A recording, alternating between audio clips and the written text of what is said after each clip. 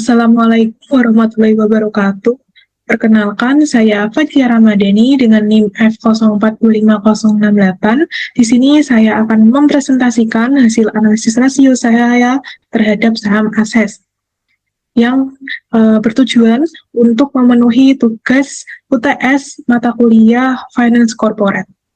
Untuk itu, ASES sendiri adalah nama saham dari PT Aspirasi Hidup Indonesia Tbk atau yang biasa dikenal sebagai PT S Hardware Indonesia Tbk, yang merupakan perusahaan retail terkemuka di Indonesia yang bergerak di bidang perlengkapan rumah tangga dan juga gaya hidup.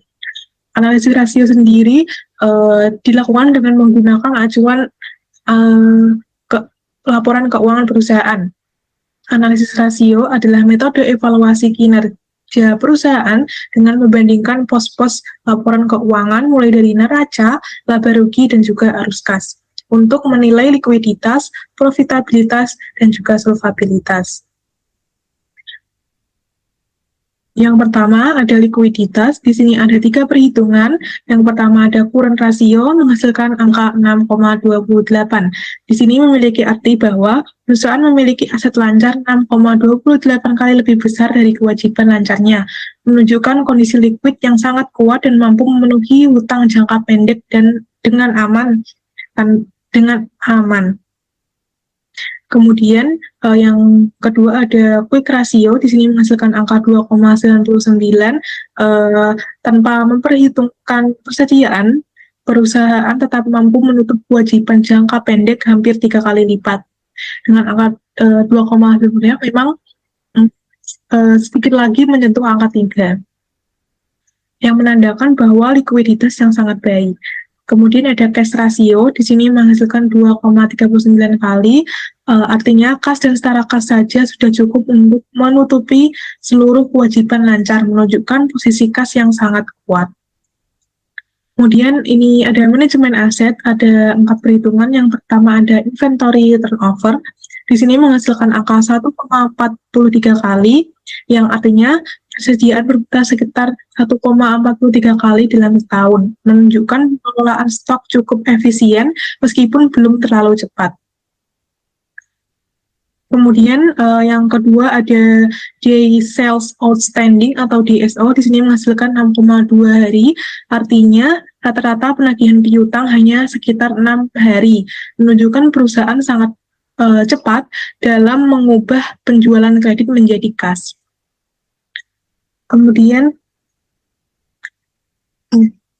ada fixed asset turnover menghasilkan angka 16,08 kali, yang artinya aset tetap mampu menghasilkan penjualan sebesar 16 kali lipat, menandakan pemanfaatan aset tetap sangat optimal.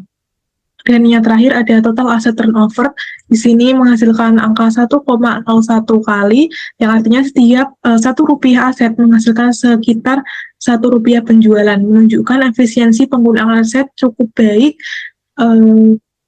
meskipun tidak terlalu tinggi. Kemudian kita masuk ke manajemen utang. Di sini ada 3 perhitungan. Yang pertama ada debt to asset ratio atau DAR. Di sini menghasilkan 0,23 atau 23%, artinya hanya 23% aset yang dibiayai oleh utang, sehingga perusahaan memiliki tingkat risiko keuangan yang rendah. Kemudian yang kedua ada debt to equity ratio atau DER yang menghasilkan 0,29 kali atau 29%. Utang hanya sekitar 9% dari modal sendiri, menunjukkan struktur permodalan yang sangat sehat dan tidak bergantung pada utang. Kemudian ada time interest earned, di sini menghasilkan 12,88 kali, yang artinya laba operasional mampu menutup beban bunga hampir 13 kali lipat. Memang sedikit lagi menyentuh angka 13, sehingga perusahaan sangat aman dalam memenuhi kewajiban bunganya.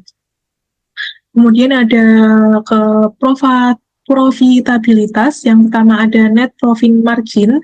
Di sini menghasilkan angka 7,67%, yang artinya perusahaan menghasilkan laba bersih sebesar 7,67% dari penjualan, meskipun mengalami penurunan dibandingkan pada tahun sebelumnya. namun ini masih tergolong cukup baik. Kemudian ada return on asset atau ROA, di sini menghasilkan angka 7,77%, yang artinya aset yang dimiliki mampu menghasilkan laba sekitar 7,77%, menunjukkan efisiensi aset dalam menghasilkan keuntungan. Dan yang ketiga ada return on equity atau ROE, di sini menghasilkan angka 10,04%, yang artinya pemegang saham memperoleh imbal hasil sekitar 10% yang masih tergolong baik meskipun tidak terlalu tinggi. Dan kemudian kita masuk ke market value-nya, ada 4 perhitungan. Yang pertama ada earning per share atau EPS.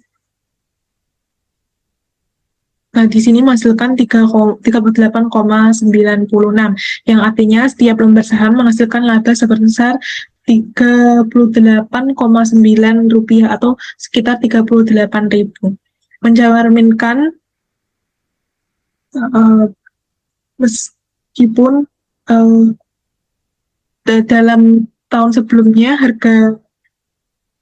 harganya lebih tinggi, artinya mencerminkan penurunan kinerja laba dibanding tahun sebelumnya. Dan memang tahun sebelumnya labanya itu lebih tinggi daripada tahun sekarang, dan mungkin karena juga dipengaruhi oleh kondisi market.